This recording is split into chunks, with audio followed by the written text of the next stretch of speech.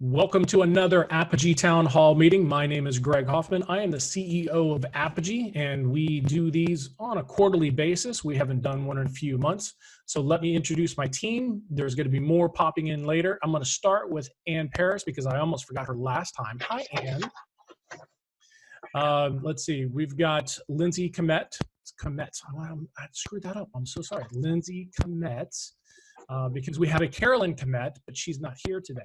So there's Lindsay. Jen Hoffman is the president of Apogee. Hello, Jen.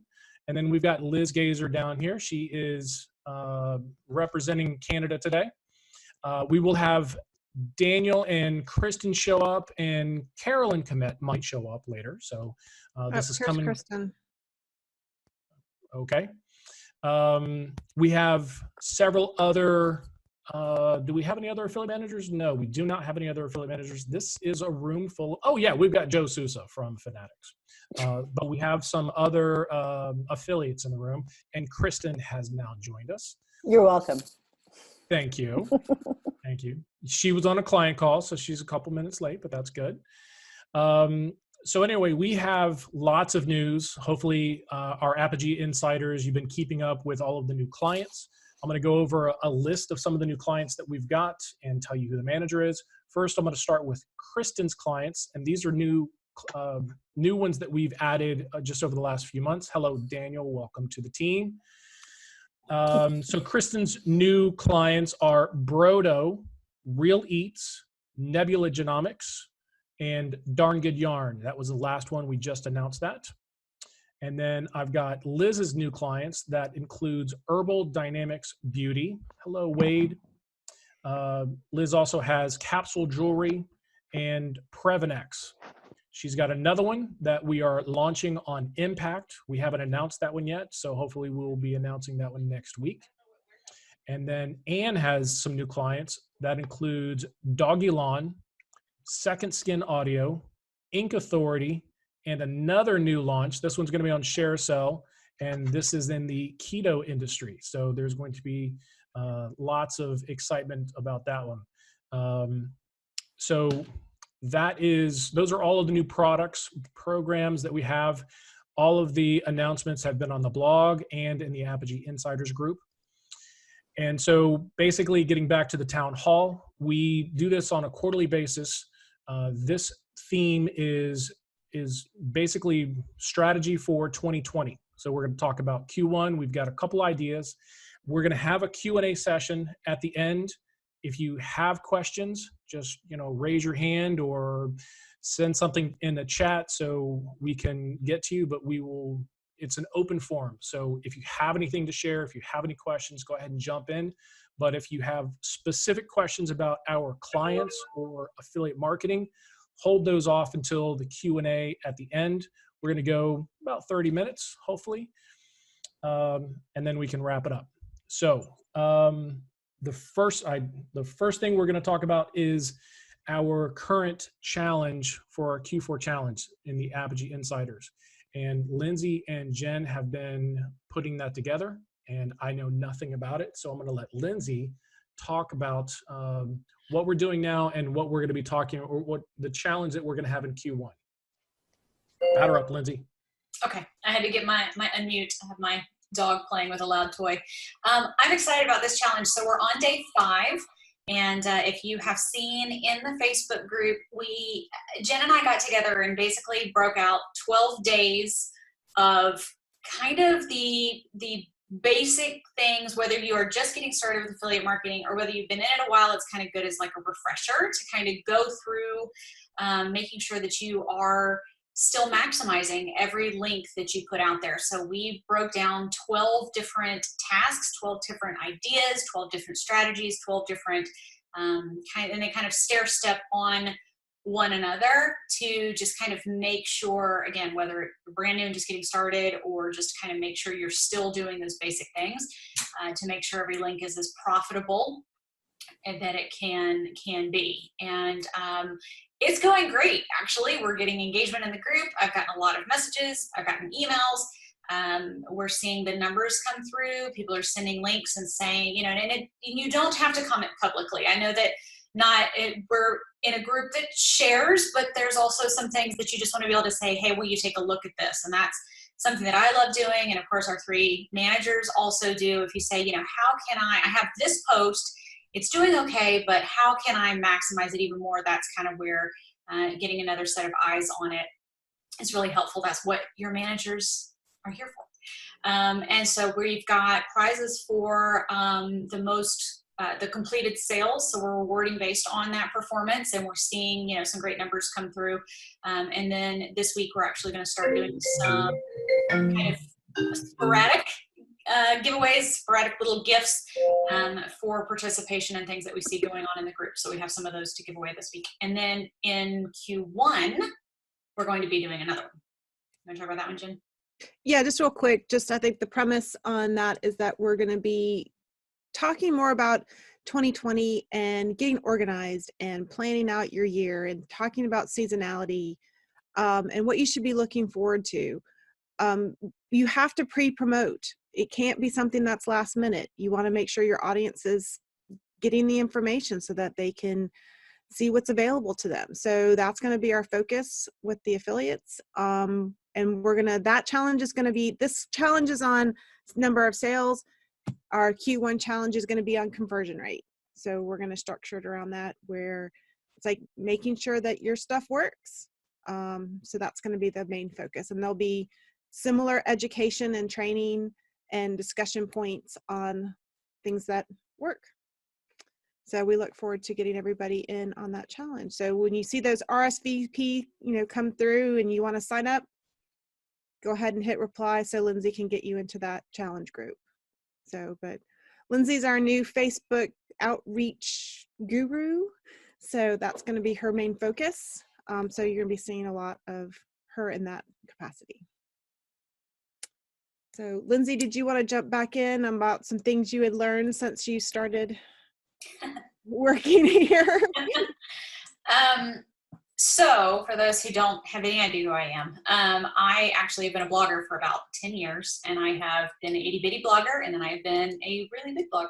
And all along that journey, I did not understand affiliate marketing. To be honest, I think there's a huge disconnect between a lot of the mommy blogger, food blog, whatever, and affiliate marketing. And so, and I actually met Jen and Greg 3 years ago, something like that, with Anne. And it was really funny because I just kept saying, I just don't get it. I just don't get it. And Greg's like, what don't you get? And I'm like, I don't even know the right questions to ask because none of it is making sense to me. And once I got it, it was like a light bulb went off. And so it's been really fun to kind of be a part of the team now. And, now I'm working with blog because I'm still a blogger and I still have a bunch of blogger friends, and I've run blogging communities and that kind of thing. And so it's kind of my goal. What my new passion has become is kind of closing the gap and trying to put it in a language that bloggers can understand and make it make sense. I think when I was a blogger, I was way too short-sighted. I only saw, I didn't understand the long game of affiliate marketing and the ability to, why get paid once on something that you can, and you guys know this, of course, but why get paid once on something that you can get paid again and again and again and again. So I think that's, the biggest thing for me is just kind of bridging that gap. And so I'm excited with this challenge, with the challenge upcoming, with the new people that we're seeing, in the group, is bridging that gap. So the next thing on the agenda actually was added by Liz. So I'm going to throw her in under the bus and let her talk about it. So one thing that I think she wanted to suggest was that any affiliates that have questions, you can set up some time with us to brainstorm. So Liz, do you want to expand on that? Yeah, sure. I mean, I think everybody in this group, this is probably old hat for you guys, but I more or less wanted to touch on this for those who will be looking at this on YouTube or wherever we distribute it after it's been recorded and uploaded to the web. because we do see a lot of affiliates out there who still are not taking advantage of the opportunities that present themselves. And, you know, we as managers are here to help you build your success, and we can be a great resource. But you've got to reach out and take advantage of those opportunities to talk to us. So we're more than happy to help you brainstorm.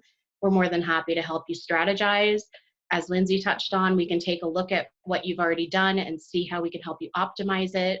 We can talk to you about online marketing best practices. We can talk to you about improving your click-through rates or your conversion rates.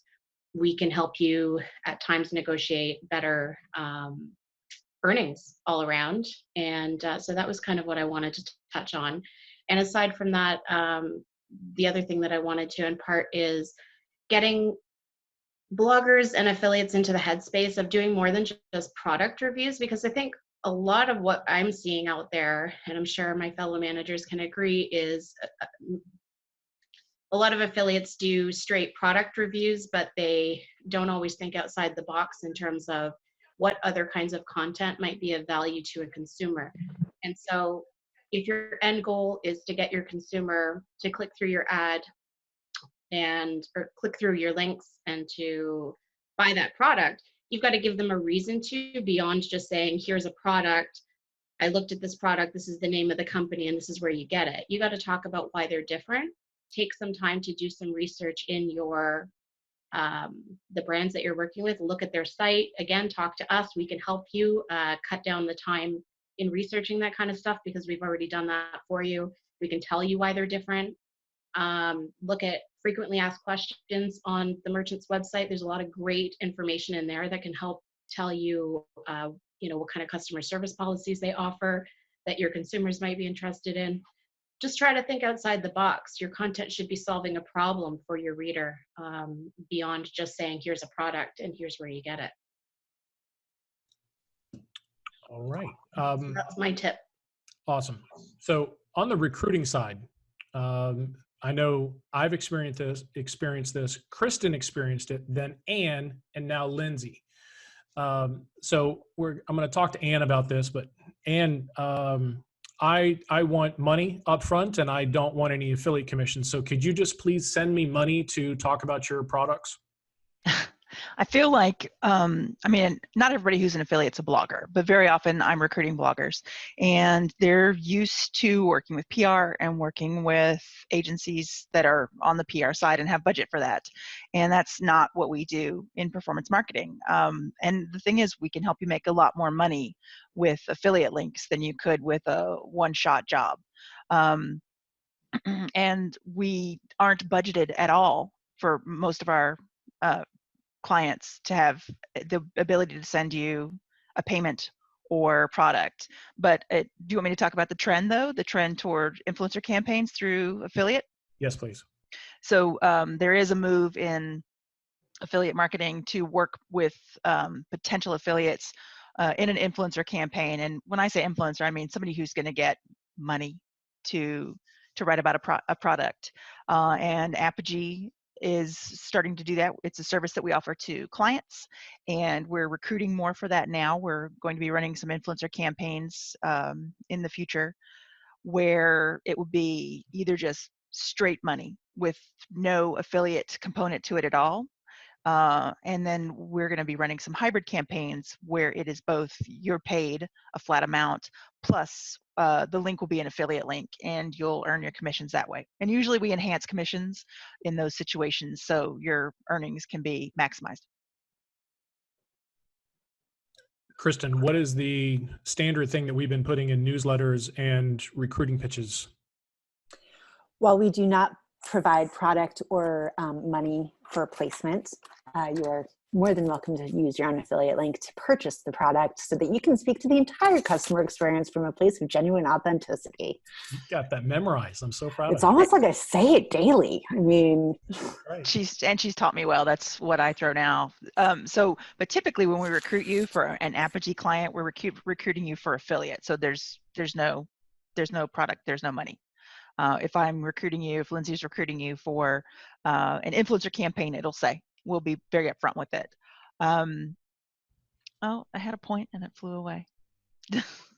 It happens in these. It does.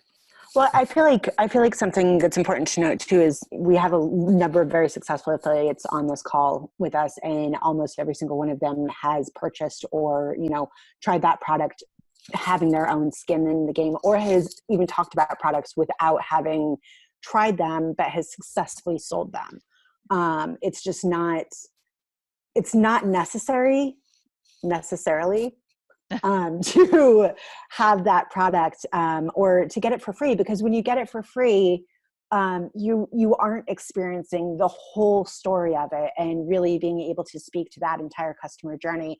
And I mean, Joe, we've talked about you a number of times, not behind your back, about your experiences with one of our clients and how you help them change the customer service process and got a better client or got a better experience out of it because of how they were able to work with you. And I mean, it's not like you don't make any money. So yeah. I mean, if it's if it's a wonderful product that comes through a lousy shipping process, you should know that. Mm-hmm. And that twigged my memory, Kristen. So when I respond to people who say, well, I can't recommend anything I haven't tried and that I don't love, it's not necessarily about what you like. In fact, I don't trust reviews where they say, I love it, and then nothing else. Tell me why I will love it if I'm going to be the customer. Tell me the problems it's going to solve for me. Don't just say that your feelings. Tell me useful takeaways that will get me to sell because it's going to fix something in my world. Yeah, one of the most successful affiliates that I have worked with in the past, when I was in the health sector, he took the time to, I think he used Camtasia or something like it to record the entire customer service experience as he was searching the site. So he talked to the merchandising experience, he talked to the drill down search experience, how to find a product. He talked to the checkout experience. He talked to the after service or after purchase service experience. He made a lot of money. He had it on his website. He had it on YouTube. He was thinking outside the box for sure. And he was purchasing the product. On the recruiting side of it also, we go through and we are vetting and looking for people who are already using related products and content that is related. So this is stuff that you are already purchasing. We are offering you an opportunity to get a discount on what you are already ordering by shopping through your own links. Plus you get the full experience. Plus when you love it, you can share it and then make money. So it's you're already buying it. Absolutely. And it gives you the opportunity to contrast and compare too. You want to be able to tell your readers about why, one brand is different than another, what's better about it, what's better about the service experience, what's better about the product. There's no better way to do it. And other agencies might vary, but I think that every single client we have allows buying through your own links. And you can use any relevant coupons that are out there. And we always have a coupon listed in ShareSale in the coupons and deals database, but you can use any wild caught special deal, Black Friday, anything that's out there, you can use it. Yep. Great rebate. Okay.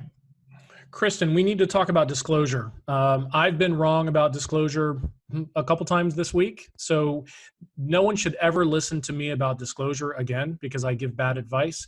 So Kristen, please give us some good advice about disclosure in social media. That's why you pay me, Greg. So obviously this is one of my very favorite subjects because I think that everybody should play by the rules when it comes to disclosure. FTC just released, the most concise guidelines that they've released so far. But basically, it's got to be at the top. It's got to be clear and concise. Hashtag ad is going to trigger handshake tools or sponsored tools on Instagram and Facebook because they're the same company. So natural language or just saying ad period, like just ad without any extra signs should be sufficient. I personally love to use natural language. Saying affill or affiliate or spawn is insufficient because the average consumer does not understand what that means. Every single time you promote your affiliate content, it needs to have a disclosure on it. If you're on WordPress, I use a plugin that Eric, who has popped off, actually developed, and I can't remember what the name of it is right now, but I'm sure if you search FTC disclosure plugin, you'll find it. And that just puts it on all of my posts and all my pages. It's a short code, so it can be removed per page, but it makes it super easy. I know Joe and I both like to use, natural language disclosure that, says pretty much like, if you buy from me, then you're going to support my bourbon habit or Joe's meat habit or whatever. Just, make sure that people know. Same thing on Facebook, just I have shared some of my Black Friday and Cyber Monday deals.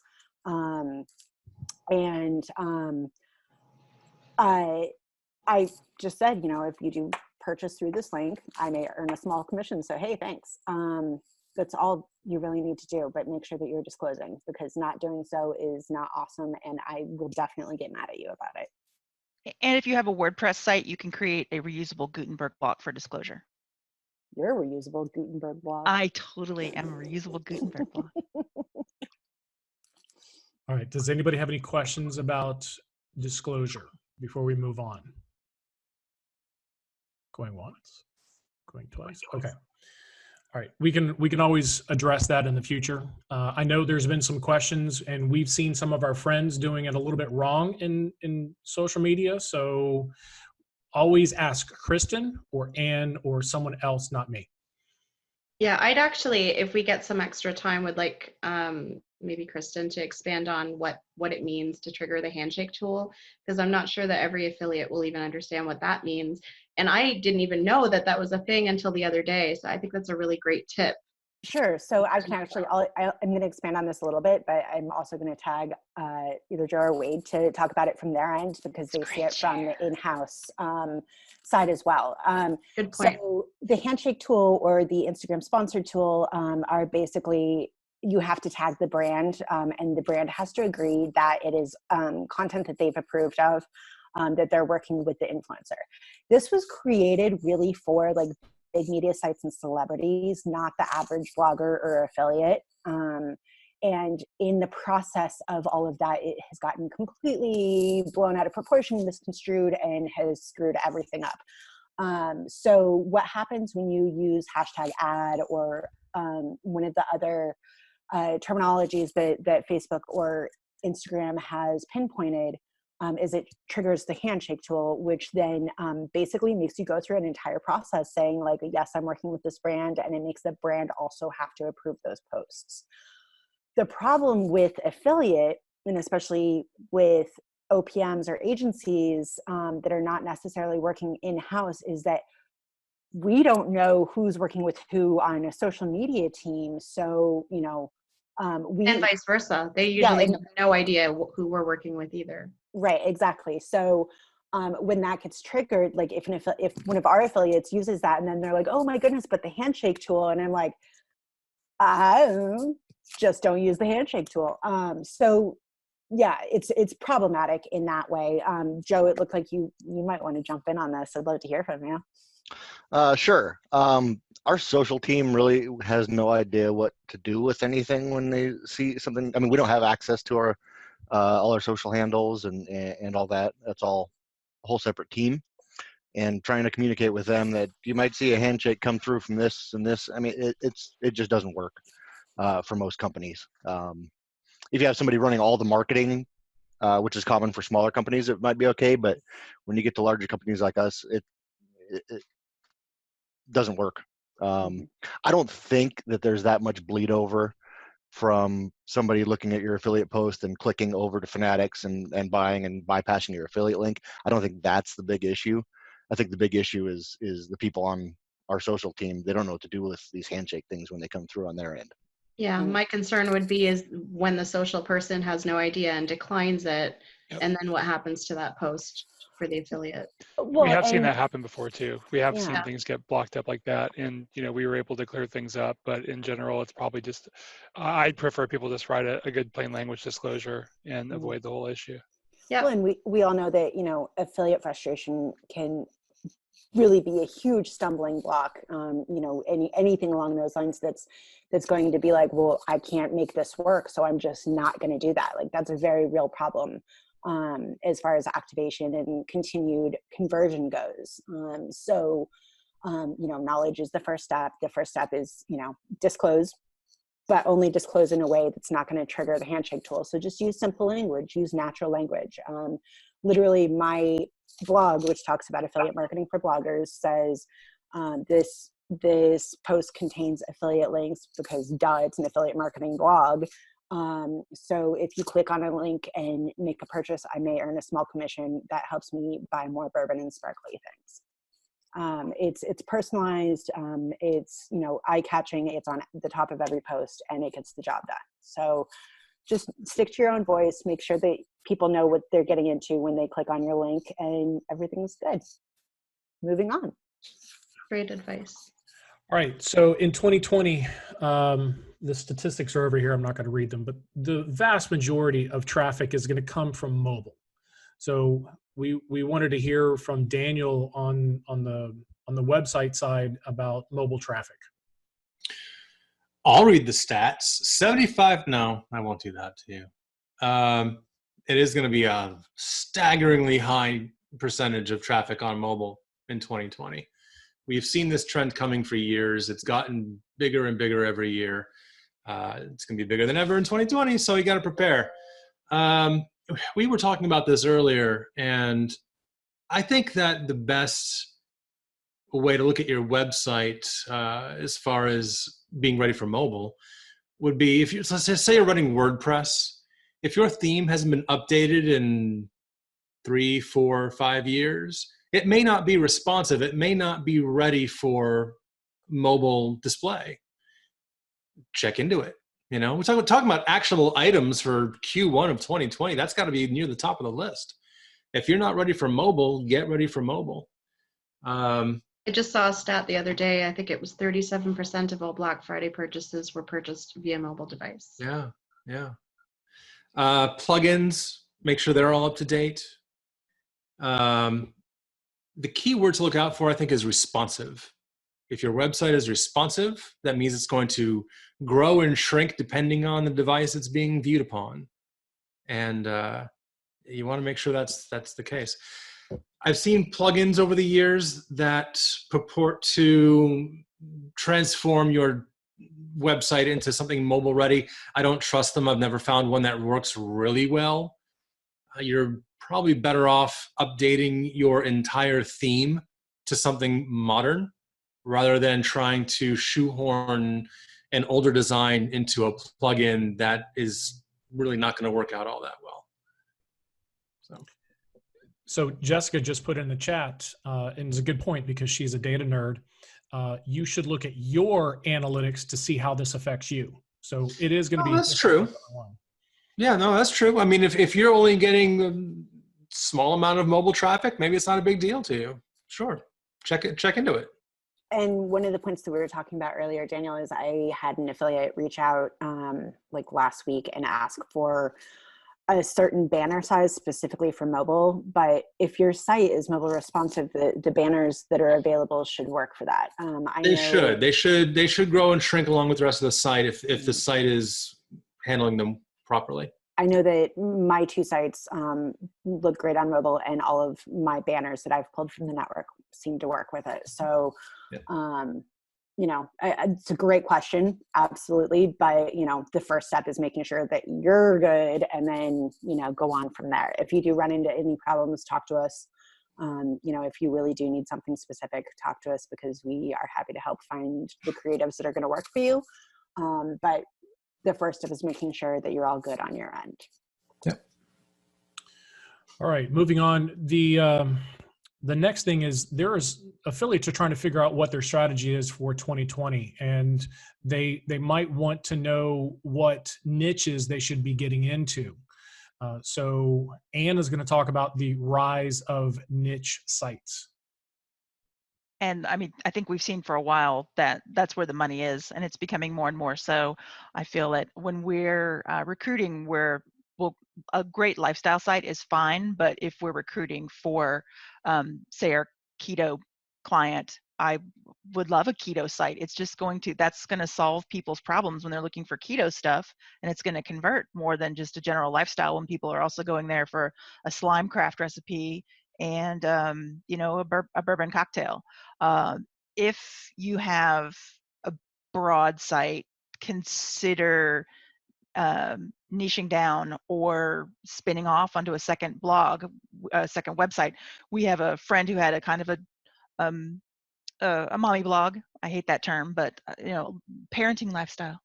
And she spun off a second blog in April, and it's already extremely profitable because it has a very focused target audience, and it's pulling in for that. So if you're a crafter, instead of a craft blog, if your passion is crocheting,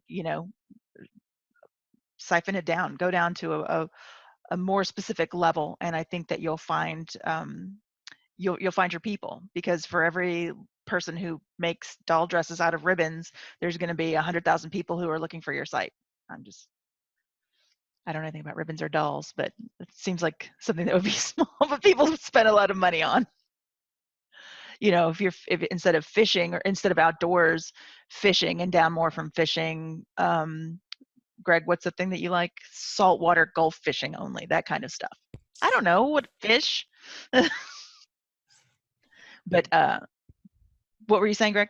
Nothing. Oh God, save me. But see where you can focus your efforts and what's rewarding and what your audience responds to, and see where that can lead you, rather than just trying to be a catch-all for everything. And then when you choose that niche, you need to look at the seasonality of it, because there was a good conversation with an affiliate over the last couple of days, trying to figure out why crafting blogs are, I'm going to get this wrong, Kristen, but why okay, I got you. why crafting blogs are not making as much money as food blogs right now.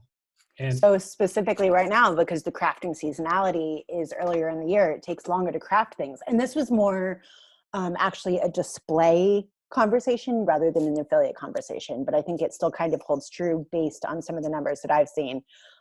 People right now are looking for recipes, and they're looking for food gifts.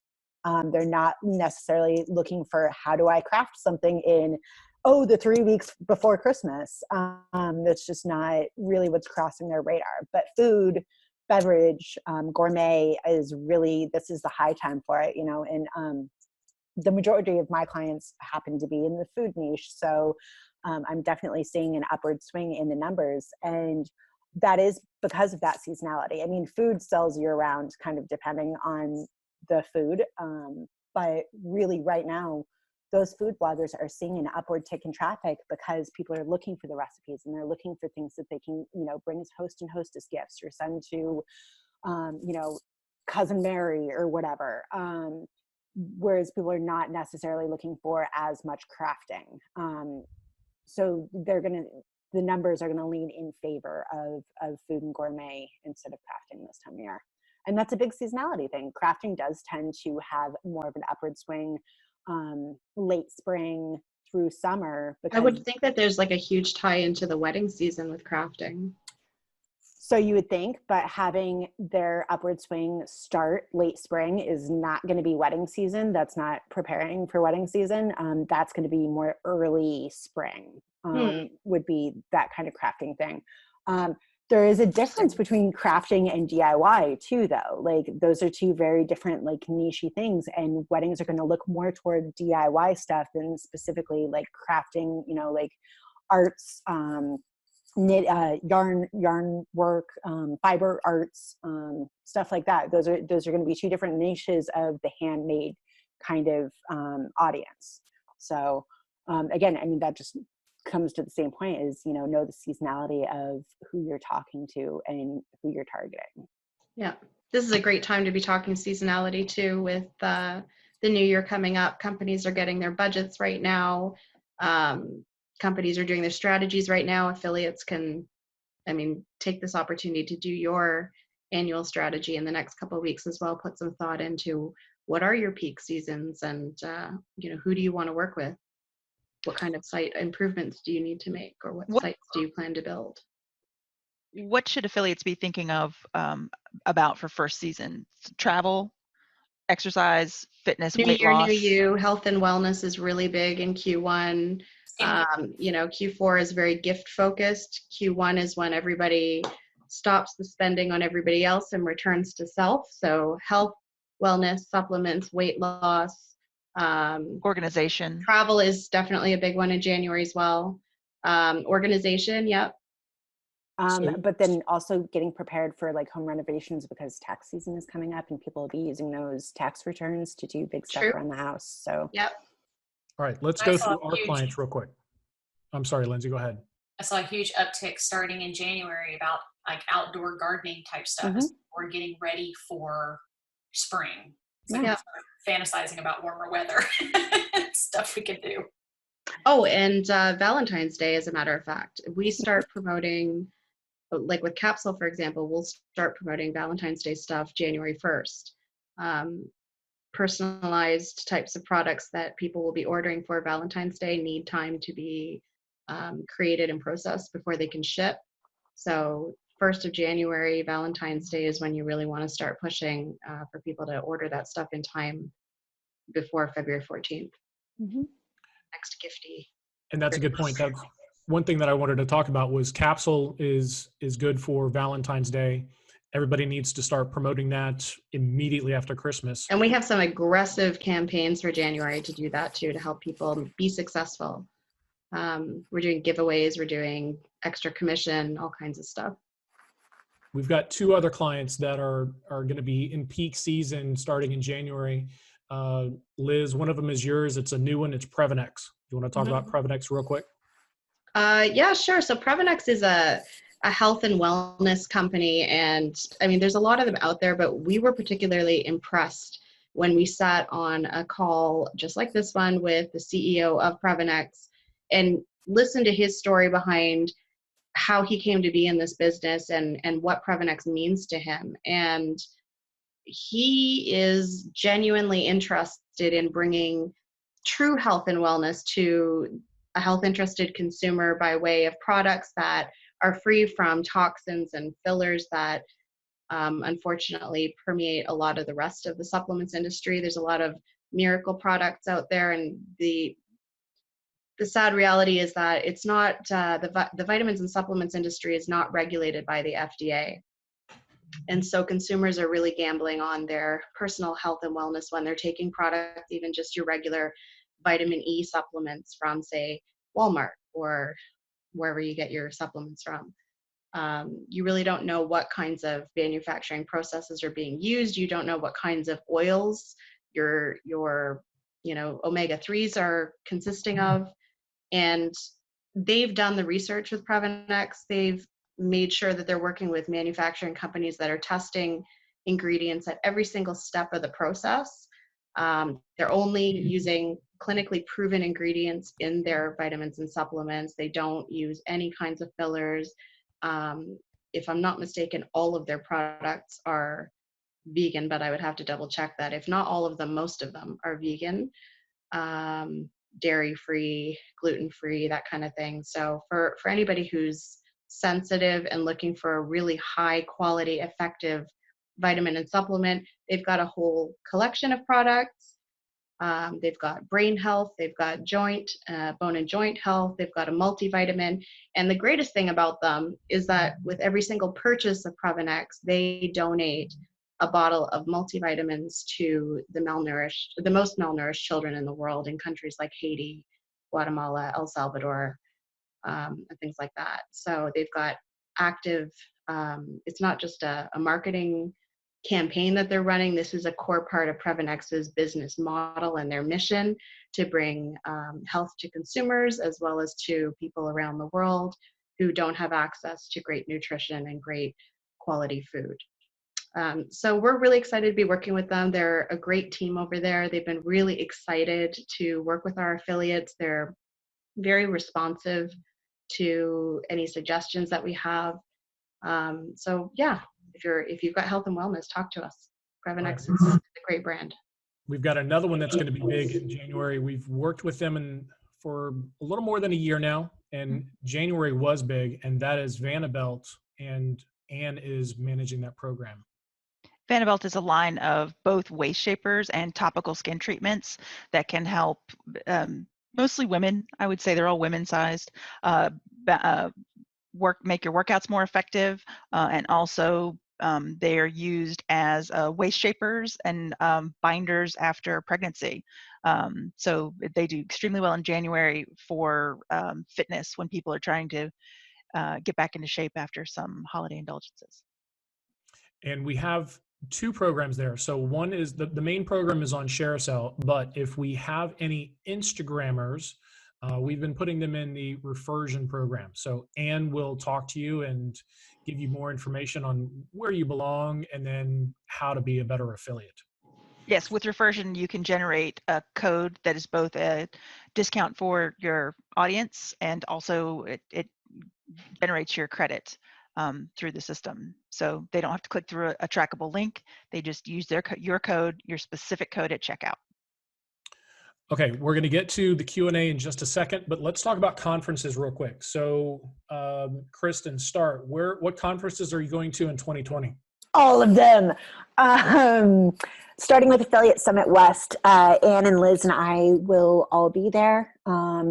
Anne and I are both speaking. I'm speaking with Mary Ellen Grasky from Jane.com, and Anne is speaking with Janice Seitzer, Jen Goody, and Debbie Bookstaber on a panel that she's done a couple times. That's awesome. Following Affiliate Summit West, I am going to be in Palm Springs for Alt Summit, where I'm leading an expert desk on affiliate marketing. And the same panel will also be speaking at Alt Summit. So that's awesome. We're going to have quite the representation there. After Alt, and maybe going to Mom 2.0.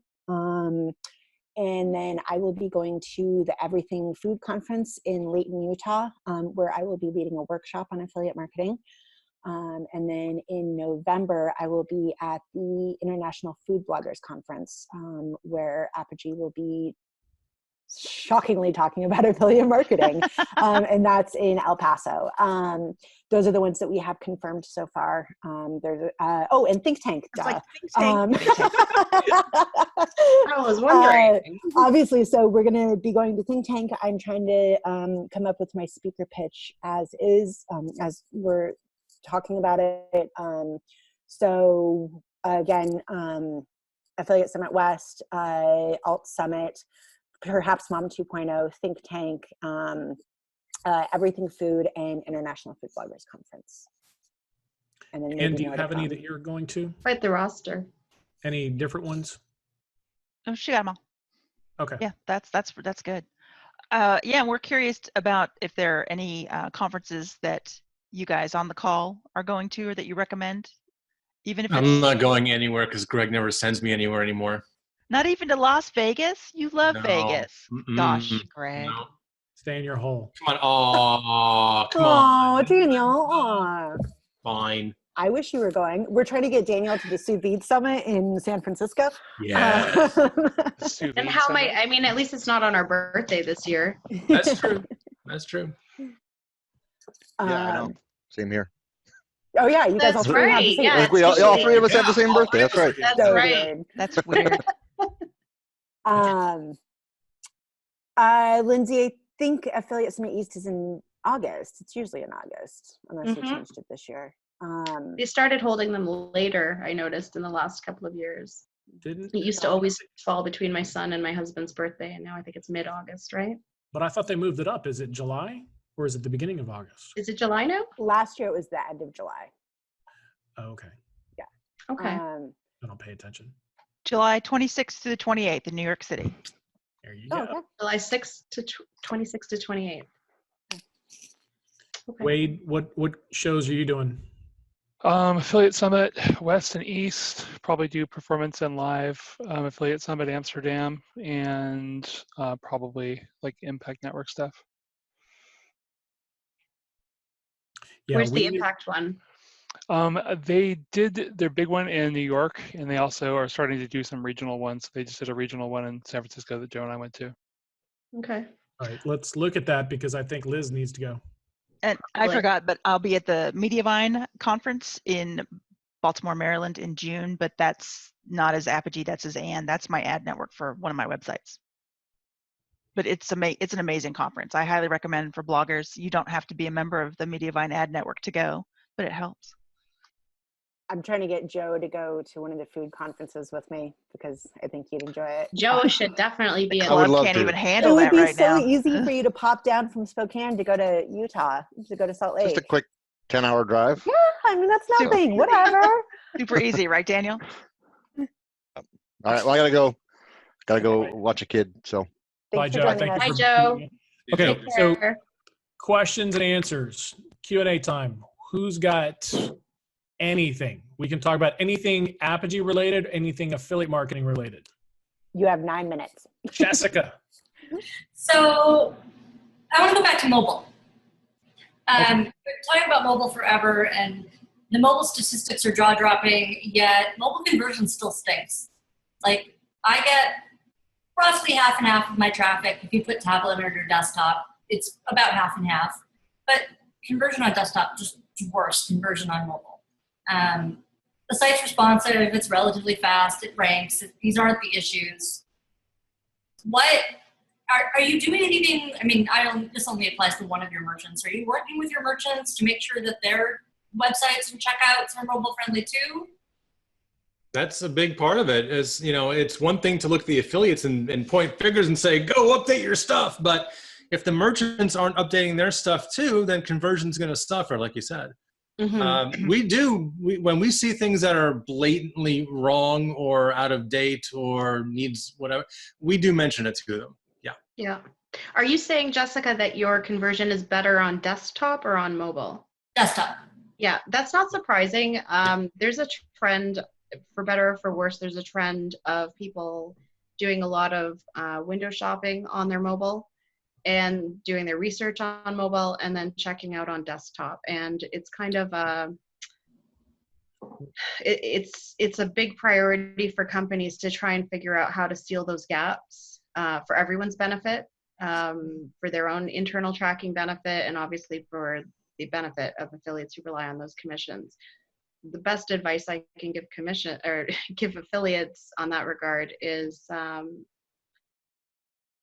try to find a strategy that enables you to capture your reader when they are most likely ready to purchase. I don't know what that strategy looks like. It would vary from product to product, company to company, and site to site. But do your research, do some testing, and try and nail that down. If you can nail that down, that's your sweet spot. That's where you're going to see the best conversion from mobile. Well, So hang on, Jessica. Specifically for your niche, I would think that you do have an older demographic and they are going to be on desktop. If we were talking about a product that millennials are buying and they're, you know, they buy it with their phone, they might not be looking at your specific category on the phone all the time to buy. I think it's, you know, also something to look at niche. Yeah, For sure. I don't know that it's restricted to millennials anymore, but it absolutely would have something to I'm do in wine, so only the oldest Gen Zers are actually able to buy the product that I work with. So it probably is mostly millennials, but I don't think it's an age issue. We see weekday patterns. Our desktop traffic is Monday through Friday. The mobile traffic is stable all week. That makes perfect sense because Yeah. people are, not supposed to be, but people do a lot of their shopping at work. Yes, they Well, do. and I think with the people that are buying specifically through your links too, Jessica, knowing, really who kind of your shoppers are, I think that that's totally in line with that. Just not only the age demographics, but again, the working world. So yeah, that makes total sense. I'm not surprised at all that it would be predominantly through desktop. Yeah. And so have you guys, because back to the point about, my site already targets people right before they're ready to buy. That's always been my strategy. But I'm sort of interested in whether or not some kind of bookmarking system or reminder system, if you guys have seen anything like this that is working to help bridge that gap, so that maybe if you're looking at it on mobile, and make it easy for you to send yourself a link somewhere that you're going to check it on desktop later, or bookmark products you're interested in buying. Have you seen any of this working anywhere for publishers? I haven't seen that in use, no. No, I mean, I'm seeing a lot of people I've seen a lot of companies doing things like retargeting in order to bring back customers who have added something to cart or looked at a specific product, but it's not really specific to converting necessarily from mobile to desktop or what have you. Okay. Thank you, guys. Although I know I I've wish looked I at had a some, better answer for that. As kind of that's the new holy grail, I think. I've clicked onto some of our our client websites on my mobile phone, and then believe me, the ads are retargeted on my desktop. So they'll get you. They'll get you. Oh yeah, yeah. Social's helping with that in a big way. Is there a way to do retargeting that isn't through an ad platform? Like, are we able to? No, it all has to go through a platform. Unless you had your own script that was equivalent to what the ad platforms are using, unfortunately not. Okay. Yeah. To think about. Thank you. All right. Buck, Krista, Marsha, anybody else have any questions? Krista, you're muted. Okay. So I belong to several bloggers groups, and one of the things that we're hearing is that affiliate marketing has a really bad reputation with bloggers right now. When we get feedback from the pros like Adam suggesting that you stay in your niche lane, it's very hard when we're getting feedback from our affiliate managers who are saying, go push this, go push that. You don't know that you don't like it because you don't know everybody. And I won't call out someone in particular who said, just because it isn't for you doesn't mean your readers won't love it. But the fact is, we can't, as bloggers, stay in our niche when we are being pulled in every direction to try and make $1, $2, whatever. So my question is, why is there such a conflict between bloggers and affiliate managers? I think it's a perception issue. Perception and communication probably. I think if more affiliates take the time to actually have a one-to-one live conversation with an affiliate manager, a lot of misunderstandings could be, you could get over those. That seems to me too, like there's some affiliate managers there that are cutting corners and not really knowing their audience, because in the end, Yes. you have a pretty good feel of what people are talking about and what they're interacting with on your blog. Mm-hmm. And if somebody's trying to force an offer down your throat that doesn't make sense, then you need to edit and you need to tune them out and say, hey, it's not my style. Yeah, I absolutely. don't think it works well with my audience. And, so to me, that's managers that are taking liberties and managers that are they have an agenda of their own. We have different purposes. Yeah. And so they're trying to get their offer pushed. And, I might suggest finding other managers that are more responsive, that are more, sensitive to what you're actually into.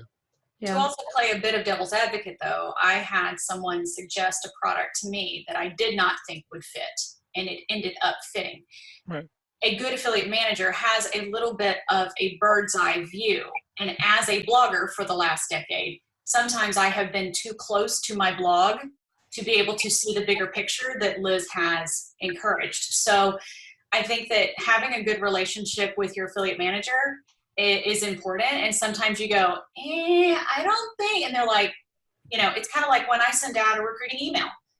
I have done the work to look at what, your content and stuff like that. Like, I have done some vetting to say, I think you'd be a really good fit for this based on, like, we know what other people are succeeding with and other kind of out of the box things.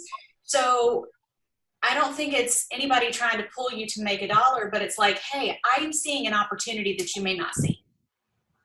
So a few years ago, I came across a situation where we had an affiliate that was selling reading glasses for us, and I was trying to figure out, where are they selling reading glasses? They don't have a niche that is anywhere near selling reading glasses. And I drilled down and I saw where the promotion was, and they had one little tiny banner on a knitting site.